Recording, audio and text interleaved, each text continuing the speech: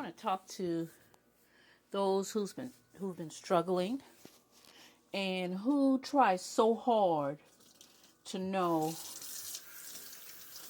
or want to go through life, or who've been really trying to change and really serve God.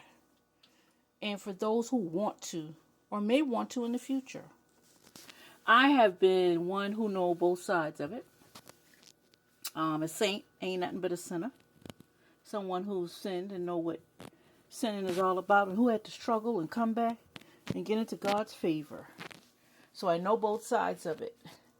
And that is why I speak with such force and with a stance. It's because I know what life is truly about. Because we're born into a sinful world. And we're going to make mistakes and we're going to sin. But let me tell you, you don't have to be perfect to live in this world. But in some instances, in order to train your mind, you have to pummel your body. You have to walk a straight line on some instances. If you knew that you had a problem in certain areas, in that area, you have to perfect it. That is the key.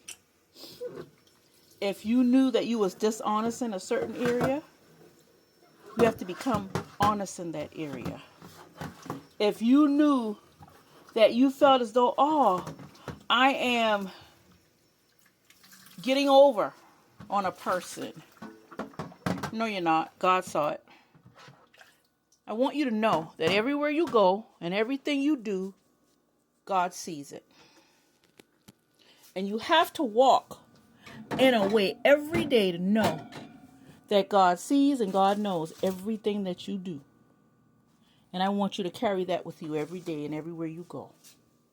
I want you to know that He walks beside you, behind you, and in front of you. And I want you to keep that thought in mind with you every day. So everything that you do, you know that He's watching. And that is going to give you a training that is beyond normal, that is going to bring you to the point in life where you need to be. And when you know that you fear to displease Him, you will conquer so many things in your life. You will be shocked and surprised at yourself. Because you feel as though, I'm too far gone, or I've gone to the point of no return. That is not true. That is not true. Because the scripture said that is what some of you were. I don't care how deep down that rabbit hole you thought you were. You could have been an alcoholic, drug addict, thief, murderers for some. Look, He said He is the one that made us. He's the one that knows who we are, even down to our DNA. If He can count every hair on your head, and we are His children, do you know how much He loves us? If He loved us to the point of sacrificing His Son so that we can gain everlasting life, are you willing to give up your children? Are you willing to say, hey, let me give up my son or my daughter? You know you're not. That's hard for us to do. So you imagine that a father that loves you that much so that you can gain everlasting life and get a second chance for repentance. You get a second chance to start all over, to get a second chance at life. And do you mean to tell me that you don't feel as though you deserve this for yourself? And the reason why I'm talking to you today is because some people have given up and feel that there's no hope. There's nothing for themselves, and that is not true. All of us have gone through some times and troublesome times in our life, and we have gone through things that was thrown upon us. We didn't ask for it. We didn't wake up and said, I want that to happen to me. No, it happened. So when we were younger, we thought like a young person. We handled situations in a way that an immature person handled it. Now that we're older, we're wiser, we took it by the horn like a bull, and we were like, we're not doing it this way no more. We're going to handle it in a better way because we're mature. We're no longer a baby. We're going to handle it as an adult. And that's what we did. And we fix it, and we mend it with God, and we start over. And that is what you have to do. I don't care if it's something as simple as that lady gave you $1 extra in that store. You thought you have $1 extra in your pocket. You're going to feel that later on. You know what's going to happen? You're going to walk out. You're going to feel as though you got that extra dollar in your pocket. And by the time you get down the road, you're going to have to end up spending $10 extra because you thought you got over with that $1. That's life. And you're going to be like, well, why is all this stuff happening? Because you thought, because you got over and took that $1 that you knew was not yours. You knew it wasn't yours.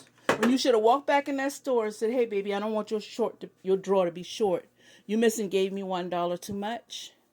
Something as simple as that can change your whole life. You just changed the dynamic of your whole life around when you did not go back in that store. And I'm telling you something, not that I think, I'm telling you something that I know. And if you thought because you went it somewhere and you forgot to pay for something in that store, and you got out of that store and you went to your car and you realized at the bottom of that buggy, oh, they didn't ring me up for it. Oh, well, this is free. A week later, your hot water heater gone, your AC unit gone. You're going to pay that back. That is not an unforeseen occurrence. And you're going to think, why is all these things happening? You forgot? You walk out that store? Much is given, much will be received. That was a take. So when you take something, it will be taken back from you. That's the circle of life. So some people feel, oh, you got to be perfect. No, you don't. You have to be mindful. Just be mindful. And I promise you, the one thing that you do different and you change, you will see a difference in your life. Just start off with one thing. I promise you, you will see the difference. You will see the difference. So in order for things to be different for you, you have to be different. You have to start making the necessary changes. And that's not to say because I want to be perfect. No, none of us are never perfect. None of us never will be. And every day it's a fight to do what's right. It's a fight to say to go back in that store and give that lady that $1 back. It's a fight to say to go back in that store to say, hey, I didn't pay for this. I realize you didn't ring this up. It's a fight to say, do whatever is right. Because our bodies, our mind is the first thing, as the Apostle Paul said, is to do what's bad. That's normal. We're born into a sinful world. That's normal for us to do wrong. But that is why God rewards us when we do what's right. You carry that $1 back, you're going to gain 30, 40, 50 extra. You carry that thing back in that store that you didn't get ring out, you're going to get triple. Everything will go blessing for you that week. You won't have that hot water heater, that AC unit that go out. You won't have all those bad things. You're going to reap rewards. The check going to come in that mail. Everything good going to happen. You're going to get promoted on your job. Everything good is going to happen. There's a reaction for an action. And I promise you, test it and see how good God is. He said, taste and see how good he is. He already told us. Because I tasted and I know that's why I can vouch for it. I live by it and I stand by it. And I ask any one of you to test it and see how good he is. Because he is the salvation. He said it. It was written and it was already proven. And I promise you, it will be done.